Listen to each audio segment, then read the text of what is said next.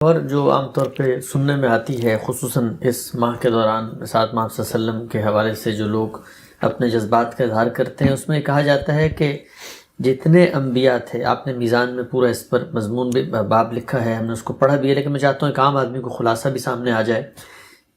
اس کو لوگ کہتے ہیں کہ سارے نبی تیرے در کے سوالے، یعنی انبیاء جتنے بھی تھے وہ آپ ہی کے در پر، یعنی گویا آپ ہی کی تکمیل کے لیے آ رہے تھے، اور سب پر آپ کو یہ فضیلت حاصل ہے، اور اسی کو ہماری شاعری میں، ہماری نعتوں میں، ہماری قوالیوں میں، ہمارے روزمرہ کے جو انٹریکشن ہے اس میں رسول اللہ صلی اللہ علیہ وسلم کی اسی حیثیت کو بیان کیا جاتا ہے۔ تو قرآن کی روشنی میں کیا یہ بات بھی کہی جا سکتی ہے کہ رسالت مآب صلی اللہ علیہ وسلم تمام انبیاء سے افضل تھے؟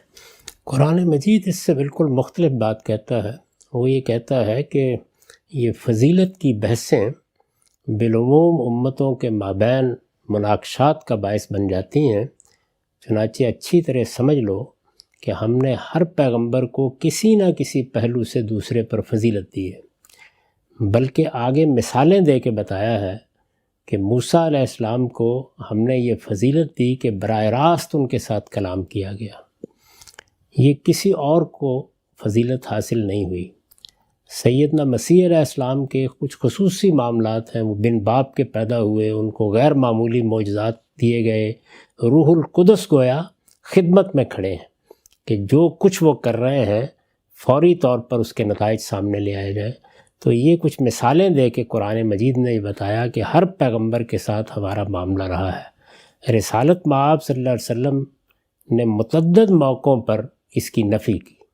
میں نے وہ ساری روایتیں اپنی کتاب میزان میں نبی کی فضیلت کے باب میں اکٹھی کر دی ہیں، جن میں آپ نے توجہ دلائی کہ اس طرح کی باتیں نہ کہا کرو، اور پھر یہ بتایا کہ 6 چیزیں ہیں جن میں مجھے دوسرے پیغمبروں پر فضیلت حاصل ہے۔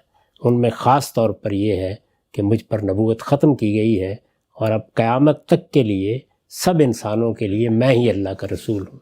تو اس سے یہ تصور دیا گیا ہے کہ اللہ تعالیٰ نے سب پیغمبروں کے ساتھ الگ الگ معاملہ کیا ہے، ہر ایک کو کسی نہ کسی پہلو سے کوئی فضیلت حاصل ہے۔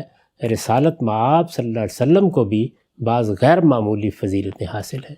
صحیح تصور یہ ہے، لیکن امتوں کے اندر یہ خرابی پیدا ہو جاتی ہے۔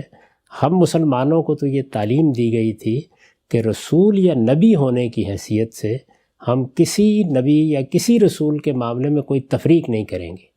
اس امت کا کلمہ جامعہ قرآن میں یہ بیان ہوا ہے کہ لا نفرق بین احد من رسلہ، ہم اللہ کے پیغمبروں میں کوئی تفریق نہیں کرتے۔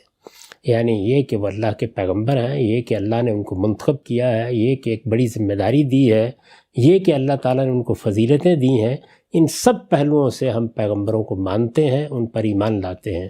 اور سب پیغمبروں کے ساتھ ہمارے معاملے کی نوعیت بھی یہ ہے کہ ان کی تعلیمات، ان کی دعوت اسلامی تھی، انہی کا دین ہے جن کو لے کر رسالت مآب صلی اللہ علیہ وسلم نے ہمارے لیے اس کی تصویب فرمائی۔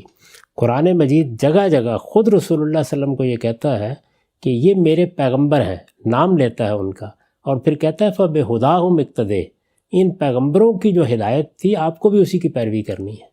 تو یہ سب چیزیں قرآن میں بیان ہوئی ہیں، لیکن نہ ہم اللہ کی کتاب قرآن کو پڑھتے ہیں، نہ اس سے صحیح تصورات اخذ کرتے ہیں۔ دین کے معاملے میں بھی ہم نے یہ شہرت دے رکھی ہوئی ہے کہ یہ اسلام 14 صدی پہلے آیا۔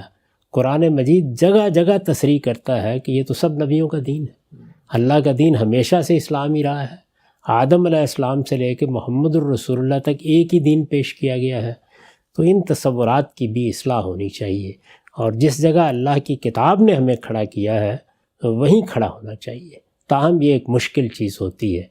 اللہ کی کتابیں آتی بھی اسی لیے ہیں، اور میں کئی مرتبہ توجہ دلا چکا ہوں کہ کتاب اللہ کے نزول کا مقصد یہ بتایا گیا ہے لِیَحْکُمَ بَیْنَ النَّاسِ فِی مَا اخْتَلَفُوا فِیہ، دین کے معاملے میں اختلافات کا فیصلہ کر دے۔ ہمارا معاملہ یہ ہے کہ ہم اللہ کی کتاب کی تصریحات کے بجائے اپنے اپنے ذوق کی روایتیں منتخب کر لیتے ہیں۔ تو ان سب کو خدا کی کتاب کے سامنے پیش کیجئے، اس سے جو تصور بنتا ہے وہ یہ ہے جو میں نے آپ کے سامنے رکھ دیا ہے۔